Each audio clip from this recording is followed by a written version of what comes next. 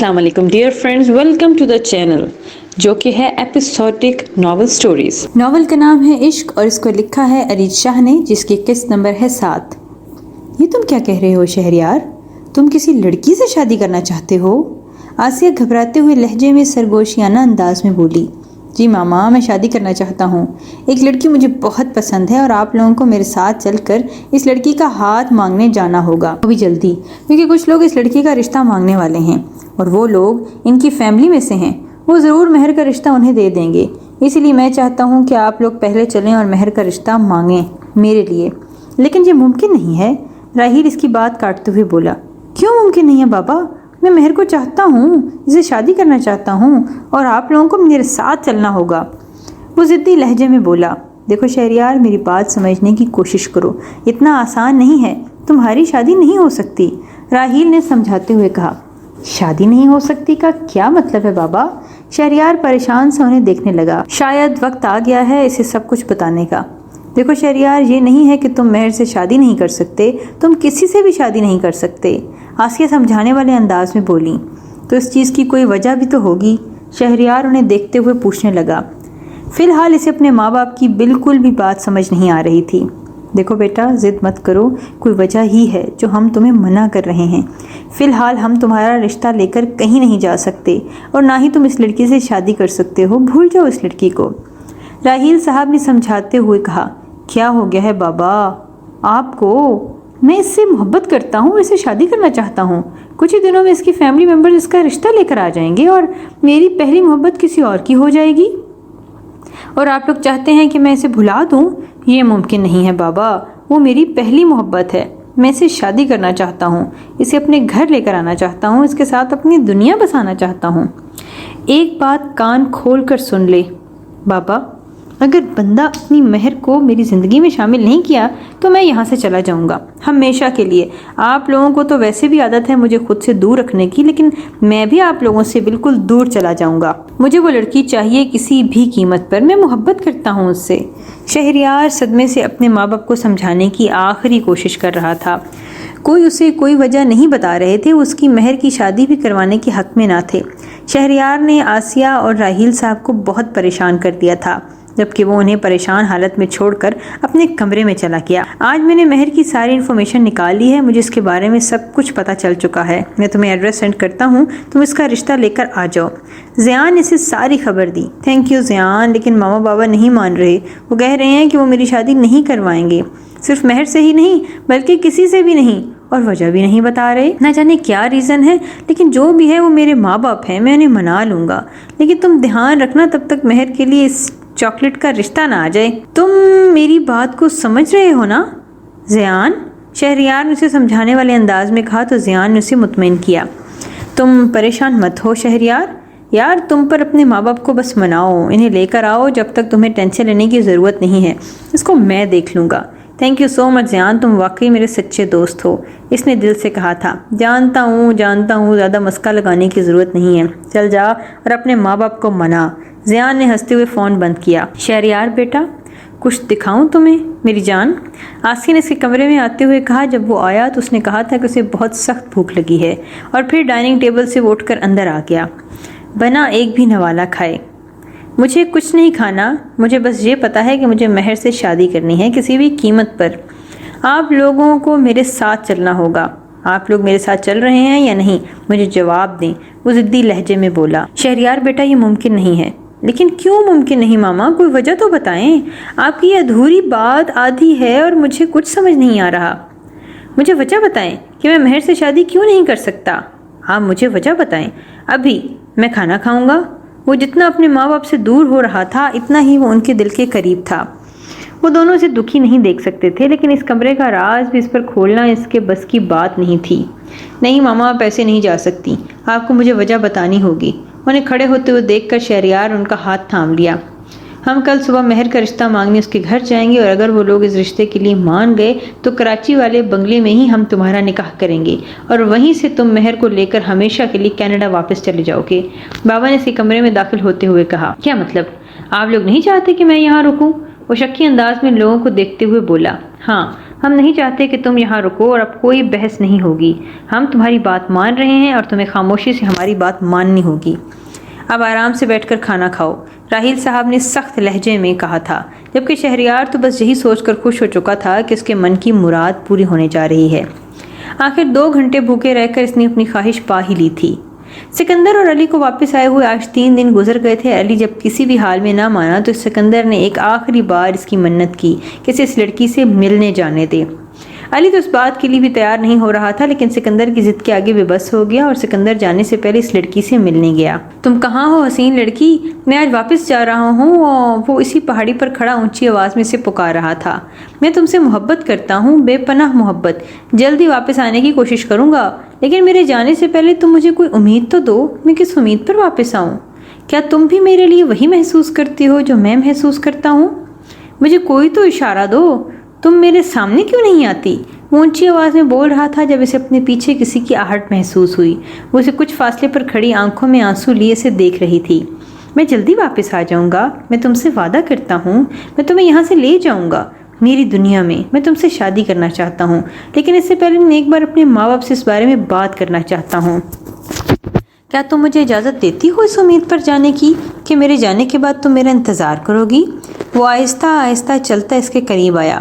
میں تمہارا انتظار کروں گی، لیکن اگر تم واپس نہ آئے تو میں مر جاؤں گی. یاد رکھنا، میری موت کے ذمہ دار تم ہوگے.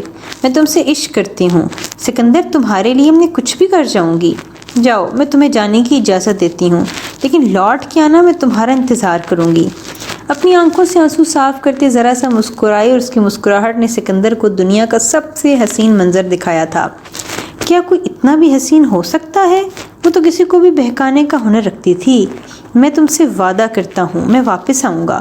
بس ایک بار اپنے والدین کو تمہارے بارے میں بتا دوں، پھر انہیں بھی اپنے ساتھ لے آؤں گا تمہارے ماں باپ سے تمہارا ہاتھ مانگنے. سکندر خوشی سے کہتے ہوئے اسے آخری بار دیکھ کر پہاڑی اترنے لگا، جہاں پہاڑی کے نیچے علی اس کا انتظار کر رہا تھا. وہ تھوڑی دیر میں پلٹ کر دیکھتا تو اسے وہیں کھڑی نظر آتی. اسے یقین تھا کہ وہ اس کے ماں باپ مان جائیں گے تو وہ اس کی ہر خواہش پوری کرتے تھے، تو یہ خواہش پوری نہ کریں ایسا تو ممکن نہیں. علی نیچے گاڑی لیے اس کا انتظار کر رہا تھا. جب وہ نیچے آیا تو چلنے کا اشارہ کیا. مجھے سمجھ میں نہیں آتا تم اس پہاڑ کو پراسرار اور خطرناک کیوں کہتے ہو. یقین کرو اس سے زیادہ خوبصورت پہاڑی میں نے زندگی میں نہیں دیکھی. اس میں ایسا کیا ہے جو تمہیں پراسرار اور خطرناک لگتی ہے؟ بتاؤ نا ذرا مجھے. کیا یہاں جن جڑیل بستے ہیں؟ سکندر نے گاڑی میں بیٹھتے ہوئے کہا. نہیں، ان سے بھی خطرناک مخلوق یہاں پریاں رہتی ہیں. اس کے پراسرار انداز نے سکندر کو مسکرانے پر مجبور کر دیا. یقیناً وہ اس کی بات پر یقین نہیں کر رہا تھا. وہ کہتی ہے وہ مجھ سے عشق کرتی ہے. سکندر کے الفاظ نے علی کے پیروں سے زمین کھینچی. میں بہت جلد واپس آؤں گا، مام ڈیڈ کو لے کر، اور اسے اپنی دلہن بنا کر اپنی دنیا میں لے جاؤں گا. سکندر نے اپنی خوابوں کا نگر سجاتے ہوئے کہا، جبکہ گاڑی چلاتے علی کے ہاتھ کانپ رہے تھے. ناول کا نام ہے عشق اور اس کی قسط نمبر ہے 8. اس کو لکھا ہے ارید شاہ نے. تم نے ٹھیک نہیں کیا سکندر میرے ساتھ. میں تمہیں اس کے لیے کبھی معاف نہیں کروں گی، کبھی نہیں. کتنی محبت، کتنی چاہت سے یہ فیصلہ کیا گیا تھا، اور تم نے یہ کیا. میں اس تکلیف کے لیے کبھی معاف نہیں کروں گی. وہ پہاڑی کی چوٹی پر کھڑی آنسو بہاتی زاروں کے تار رو رہی تھی اور بول رہی تھی. اس کے آنسو سکندر کے دل پر گر رہے تھے، لیکن وہ مجبور تھا. اس کا دل دکھانا نہیں چاہتا تھا، لیکن وہ یہ بھی نہیں کر سکتا تھا. پھر وہ اچانک پہاڑی سے غائب ہو گئی. سکندر اس کے سائے کے پیچھے بھاگا. جب اچانک اس کی آنکھ کھل گئی، اس نے اپنے تیز تیز دھڑکتے دل پر ہاتھ رکھا اور پھر بنا کچھ بولے خاموشی سے لیٹ گیا. مجھے معاف کر دو پریام، لیکن میں مجبور ہوں. ہرگز نہیں بابا جان، میں یہ نکاح نہیں کر سکتا. پلیز میری بات کو سمجھنے کی کوشش کریں. میں کسی اور سے محبت کرتا ہوں. سکندر نے ایک نظر سر پر سفید دوپٹہ سجائے اس نازک سی لڑکی کو دیکھا. نہیں سکندر، ہم پوری برادری کے سامنے وعدہ کر کے آئے ہیں کہ ہم اپنی یتیم بھانجی سے نکاح تم سے کروائیں گے. اب ہم اپنی بات سے مکر نہیں سکتے. آخر کار بلا ردی اور خاندان میں ہماری عزت کا سوال ہے. ہم نے اس یتیم کے سر پر ہاتھ رکھا ہے. نہیں بابا، میں نہیں کر سکتا یہ نکاح. آپ کو اس طرح کا کوئی بھی قدم اٹھانے سے پہلے ایک بار مجھ سے پوچھنا تو چاہیے تھا. میں کسی اور لڑکی سے محبت کرتا ہوں. یہ لڑکی میری پسند بھی نہیں ہے. ہم نے جو کہا ہے وہ تمہیں کرنا ہوگا. آج تک ہم نے تمہاری چھوٹی سے چھوٹی خواہش کو پورا کیا ہے. اب اگر تم نے ہماری بات سے انکار کیا تو ہم بھول جائیں گے کہ تم ہمارے بیٹے ہو. یہ ہماری عزت کا سوال ہے. سکندر، تمہیں آ کر ہماری عزت کا مان رکھنا ہوگا. آج اس لڑکی کے ساتھ دوبارہ نکاح ہے اور یہ ہمارا آخری فیصلہ ہے۔ میں آپ کے کسی فیصلے کو نہیں مانتا، میں نہیں کروں گا یہ شادی۔ میں کہہ رہا ہوں بابا، خبردار جو آپ نے میرے ساتھ کسی قسم کی کوئی زبردستی کرنے کی کوشش کی۔ اگر آپ بچپن سے میری ہر بات پر میری ہر خواہش پوری کرتے آئے ہیں تو اس کا یہ مطلب نہیں ہے کہ آپ مجھ سے اپنی محبتیں اتنی بڑی قربانی مانگیں گی۔ میں یہ نہیں ہوں گا، میں یہ ایسا ہرگز نہیں کروں گا۔ سکندر ضدی انداز میں بولا، اور اگر تم یہ نکاح نہیں کرو گے تو ہم سے، تمہاری ماں سے تمہارا ہر رشتہ ختم، ہم بھول جائیں گے کہ تم ہماری اولاد ہو۔ بابا غصے سے بولے، نہیں بابا، آپ میرے ساتھ ایسا نہیں کر سکتے۔ آپ لوگ جانتے ہیں میں آپ سے بے انتہا محبت کرتا ہوں۔ سکندر بے بسی سے بولا، تو یہی سمجھ لو کہ یہ تمہاری محبتوں کا امتحان ہے۔ مولوی کا انتظام کرو۔ وہ ملازم کو حکم دیتے زینے چڑھ گئے تھے جب کسی بندے نے بے بسی سے بھرپور نظر سامنے کھڑی اس لڑکی کو دیکھا۔ یہ نکاح میری مجبوری ہے لیکن اسے نبھانا میری مجبوری نہیں، یہ بات یاد رکھنا۔ وہ غصے سے اس لڑکی سے کہتا اپنے کمرے میں چلا گیا، اور پھر اسی تاریخ میں سکندر کا نکاح اس لڑکی کے ساتھ ہو گیا، اور نہ چاہتے ہوئے بھی وہ معصوم سی لڑکی اس کی نفرت کا شکار ہوئی۔ سکندر کا نکاح کو نبھانے کا کوئی ارادہ نہ تھا۔ وہ رات اندھیرا ہونے سے پہلے ہی یہاں سے ہمیشہ کے لیے کہیں جانے والا تھا۔ شہریار ساری رات نہ سویا تھا۔ ساری رات عجیب سسکیوں کی آواز آتی رہی اور پھر وہی سارے جملے جو وہ پچھلے 22 سال سے سنتا آیا تھا، لیکن آج بہت بے چینی، روز کی بانسیت تھوڑی زیادہ تھی۔ آج ان سسکیوں میں عجیب سی تڑپ تھی، شہریار کو بھی بے چین کر رہی تھی۔ نہ جانے کیوں ایسے لگ رہا تھا کہ کوئی اسے پکار رہا ہے۔ وہ 2 بار کمرے سے باہر نکلا اور اس دروازے کی طرف گیا۔ شاید بچپن میں اسی کا کمرہ تھا۔ اس کمرے میں تالے کیوں لگے ہیں؟ وہ سمجھ نہ پایا۔ وہ صبح اٹھ کر اپنی ماں سے اس بارے میں پوچھنا چاہتا تھا، لیکن اس کے باوجود بھی وہ زیادہ دیر وہاں نہ رکا۔ اس وقت مہر کے علاوہ وہ کچھ نہیں سوچنا چاہتا تھا۔ ساری رات ایک پل کو بھی اس کی آنکھ نہ لگی، لیکن ان سب سے زیادہ خوشی صبح مہر کے گھر جانے کی تھی، جہاں زیان ان لوگوں کو شہریار کے بارے میں مکمل معلومات فراہم کر چکا تھا۔ وہ لوگ بزنس کے تھرو انہیں کچھ حد تک جانتے بھی تھے، اور یہی بات شہریار کو اور زیادہ پر امید کر رہی تھی۔ علی، وہ کہاں چلا گیا ہے؟ بتاؤ مجھے۔ اس طرح سے ایک رات کی دلہن کو چھوڑ کر کوئی اس طرح سے گھر سے غائب ہوتا ہے کیا؟ بابا غصے سے علی سے پوچھ رہے تھے، کیونکہ وہ جانتے تھے کہ سکندر علی کے علاوہ اور اس کا کوئی دوست نہیں ہے۔ علی اس کے بارے میں سب کچھ جانتا ہے۔ مجھے نہیں پتا انکل، اس نے اس بارے میں مجھ سے کوئی بھی بات نہیں کی اور نہ ہی اس نے مجھے کچھ بتایا ہے۔ میں تو خود سوچ رہا ہوں کہ اچانک وہ کہاں چلا گیا ہے، ابھی کل ہی تو اس کا نکاح ہوا ہے۔ علی اس کے نکاح کو سوچ کر کتنا خوش تھا کہ اب شاید اس پری کو بھول جائے گا۔ اس کے غائب ہونے نے اسے اتنا ہی بے چین کر دیا تھا۔ علی، تمہیں اندازہ تو ہوگا کہ وہ کہاں جا سکتا ہے؟ آج ولیمہ ہے، اس کا پوری برادری میں ہماری ناک کٹ جائے گی۔ پلیز کچھ کرو، اسے واپس لے کر آؤ۔ آخر وہ کہاں جا سکتا ہے؟ بابا نے بے چینی سے پوچھا۔ انکل، مجھے لگتا ہے کہ وہ واپس میرے آبائی علاقے میں چلا گیا ہے۔ انکل، وہاں ایک بہت پراسرار پہاڑی ہے جہاں کے واقعے مشہور ہیں کہ وہاں پریاں رہتی ہیں۔ بہت سارے لوگ تو وہ راستہ بھی چھوڑ چکے ہیں، لیکن سکندر وہاں گھومنے گیا تھا۔ اس نے کہا تھا کہ اسے وہاں کوئی لڑکی ملی ہے جس سے وہ محبت کرتا ہے۔ اسی سب چیزوں سے ڈر کر میں اسے یہاں واپس لے آیا تھا۔ علی سمجھ چکا تھا کہ سکندر اگر شادی کی وجہ سے گھر چھوڑ کر گیا ہے تو یہ واپس وہیں گیا ہوگا اور وہ اسے مزید مصیبت میں نہیں ڈال سکتا تھا۔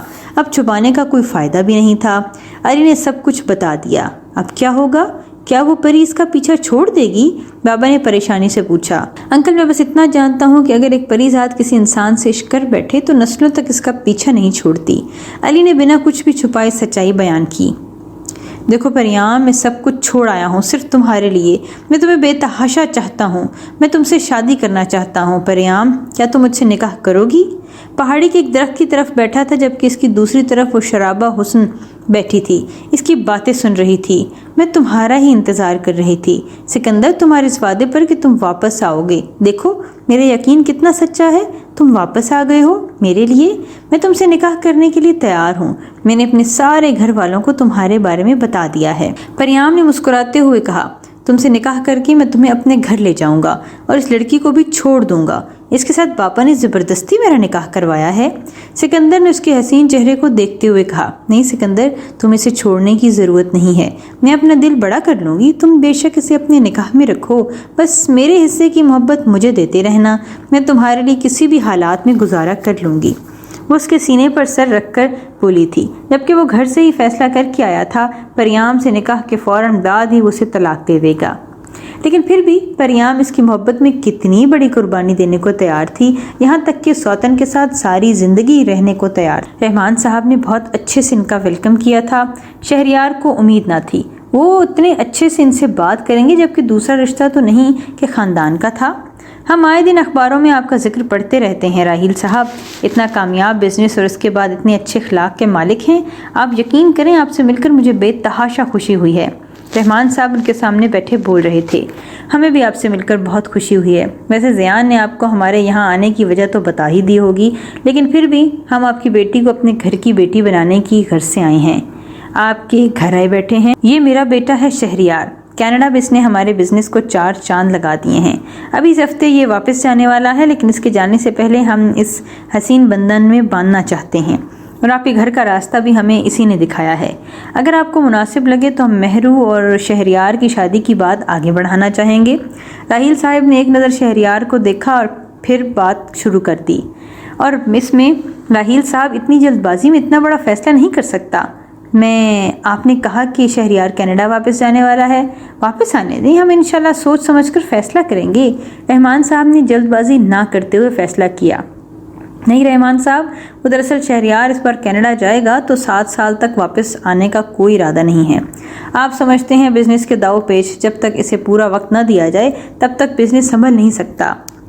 इसीलिए शहरयार की जल्द वापसी मुमकिन नहीं है और ये मेहरू को बहुत पसंद करने लगा है। आप एक बार फिर सोच लें।